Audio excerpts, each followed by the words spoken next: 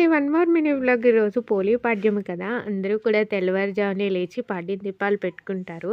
నాకైతే ఫస్ట్ పాడ్యం దీపాలు కుదరలేదు. ఈ పాడ్యం దీపాలు కూడా కుదరలేదు. కార్తీక మాసం నెల రోజులు దీపాలు పెట్టుకోకపోయినా గానీ, ఈ ఒక్కరోజు దీపం పెట్టుకుంటే నెల రోజులు దీపం పెట్టుకున్నంత పుణ్యం దక్కుతుంది. కానీ నాకు కుదరలేదు. కుదరక పెట్టుకోలేదు. మీరందరూ కూడా పాడ్యం దీపాలు పెట్టుకున్నారా? కామెంట్ చేయండి.